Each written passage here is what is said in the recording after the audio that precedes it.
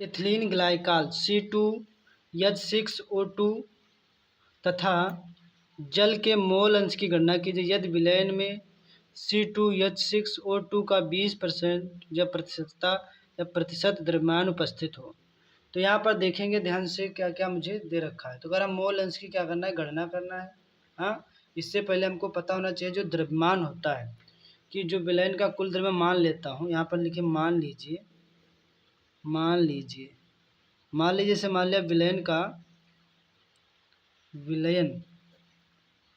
का कुल द्रव्यमान। क्या लिखेंगे, विलयन का कुल द्रव्यमान जो मास होता है अपना, एक मास होता है कितने ग्राम होता है, 100 ग्राम। मान लेता हूँ कितना है, 100 ग्राम है, ठीक।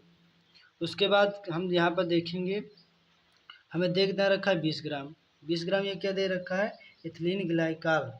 क्या दे रखा है, इथिलीन ग्लाइकाल C2H6O2 का जो द्रव्यमान दे रखा है। तो यहाँ पर लिखेंगे C2H6O2 का द्रव्यमान मतलब मास हो कितना दे रखा है, 20 ग्राम। कितने ग्राम दे रखा है, 20 ग्राम। हमको क्या निकालना है, जल का द्रव्यमान। क्या निकालना है, जल का। लिखेंगे जल का द्रव्यमान। जल का द्रव्यमान का मतलब हो जाएगा कि जो विलयन का द्रव्यमान में से जो इथिलीन ग्लाइकाल का द्रव्यमान घटा देंगे, मतलब 100 ग्राम में से 20 ग्राम घटा देंगे तो कितने ग्राम बचेगा, तो यहाँ पर बचेगा आपका 80 ग्राम। ये 80 ग्राम क्या आ जाएगा, 80 ग्राम आ जाएगा जल का द्रव्यमान, ठीक। बात समझ में आ गई। अब हम निकालेंगे इथिलीन ग्लाइकाल जो है इसका निकालेंगे भार। तो लिखेंगे C2H6O2 इथिलीन ग्लाइकाल, इसको हिंदी में बोलते हैं इथिलीन ग्लाइकाल। इसका निकालेंगे भार। क्या निकालेंगे, भार। तो जो इथिलीन ग्लाइकाल का जो भार निकल के आएगा वो टोटल कितना आएगा, कुल भार वो आपका आ जाएगा 62 ग्राम प्रति मोल। कितना आ जाएगा, 62 ग्राम प्रति मोल आ जाएगा, ठीक। इसके बाद हम क्या निकालेंगे, जल का। किसका निकालेंगे, जल का निकालेंगे भार। जल का भार निकालेंगे तो भार कितना, जल का कितना हो जाएगा, 18 ग्राम प्रति मोल आ जाएगा, ठीक। इसी तरह हमको क्या करना है, मोल अंश की गणना करेंगे। क्या करेंगे, मोलो अंश की गणना। तो यहाँ पर लिखेंगे मोल अंश की या मोलों की गणना, या कह लीजिए मोलो।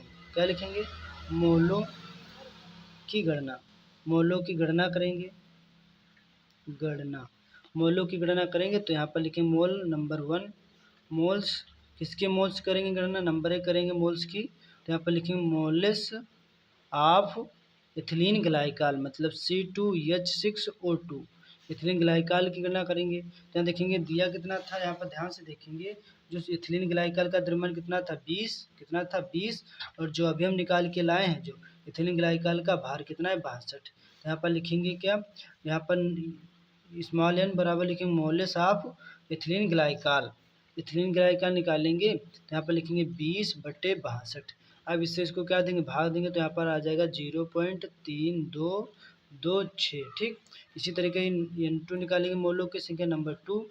उसमें क्या लिख, किसमें, जल में निकालेंगे तो लिखेंगे मोलेस ऑफ H2। जिस तरह इथिलीन ग्लाइकाल वैसे जल के मोल निकालेंगे। तो यहाँ पर जल का देखेंगे, ध्यान से देखिए, जल का जोड़ भार कितना होता है, 18। जल का कितना होता है भार, 18। और यहाँ पर ध्यान से देखेंगे, यहाँ जो जल का जो द्रव्यमान निकाल के लाए थे कितने ग्राम था, 80 ग्राम। तो ऊपर लिखेंगे कितना, ऊपर लिखेंगे 80 ग्राम। 80 ग्राम मतलब जल का द्रव्यमान बटे जल का भार, ठीक। अब इससे इसको क्या दे देंगे, भाग दे देंगे। तो भाग देने पर आपका जो आएगा राइट आंसर वो आएगा 4.4444 करके और 4 आएगा, ठीक। इस तरीके से आ जाएगा, क्या आ जाएगा, ये मोलेस ऑफ H2 मतलब तो जल का जो निकल के आपका आ जाएगा भार, ठीक। जो भार दे रखा था कितना, 18। और जो द्रव्यमान जो 80 जो था ये क्या था आपका, 80 था जल का द्रव्यमान बटे जल का भार।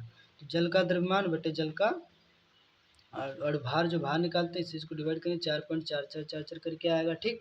उसके बाद हम देखेंगे क्या सम। अब देखो ये जो N1 मोल है, जो N2 मोल है, दोनों को जोड़ लेंगे। क्या करें, दोनों को जोड़ लेंगे। तो यहाँ नेक्स्ट पेज पे देखेंगे तो यहाँ पर लिखेंगे संपूर्ण मोल। क्या लिखेंगे, या लिख लीजिए टोटल मोल या संपूर्ण मोल। तो लिखेंगे N1 प्लस N2। तो N1 मोल कितना था, तो 0.3226 और प्लस जो N2 मोल था 4.4444। इनको ऐड करेंगे तो आपका आ जाएगा 4.767, ठीक। उसके बाद हमको निकालना है मोल अंश। क्या निकालना है, मोल अंश। तो मोल अंश किसका, एथिलीन ग्लाइकॉल का, तो लिखेंगे यहाँ पर लिखेंगे C2H6O2, C2H6O2 मतलब एथिलीन ग्लाइकॉल का मोल अंश। क्या निकालेंगे, मोल अंश। तो मोल अंश निकालने के लिए फार्मूला क्या होता है, N1/N1 प्लस N2, ये होता है फार्मूला।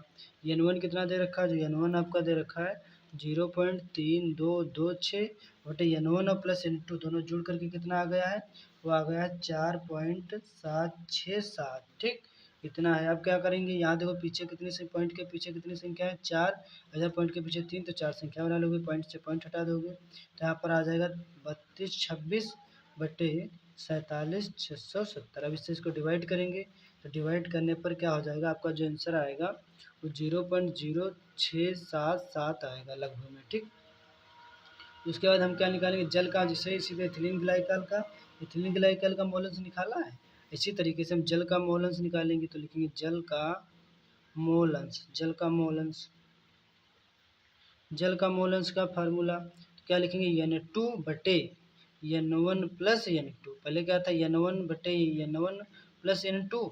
अब क्या हो जाएगा, अब निकालना H2O जल के मोल अंश निकालना है, तो N2/N1 प्लस N2 इतना कर देना है।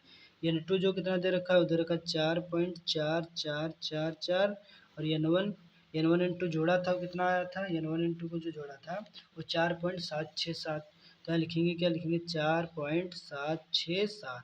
इधर पॉइंट के पीछे 4 संख्या, यहाँ भी 4 संख्या बना लेंगे, पॉइंट से पॉइंट हटा देंगे, तो यहाँ पर आ जाएगा 444 बटे में आ जाएगा 47,670। इससे इसको डिवाइड करेंगे, डिवाइड करने पर आ जाएगा 0.9323। ठीक, तो यही आपका क्या हो जाएगा। तो एथिलीन ग्लाइकॉल के जो मोल सब यहाँ पर लिखेंगे, आंसर क्या लिखेंगे, आंसर जो C2H6O2 एथिलीन ग्लाइकॉल के जो मोल अंश निकले वो 0.0677, और जो H2O मतलब जल के जो मोल अंश निकले वो 0.9323। ये हमारा क्या हो जाएगा, राइट आंसर हो जाएगा। ये जो है न्यूमेरिकल आपके समझ में आया होगा, ये जो न्यूमेरिकल है।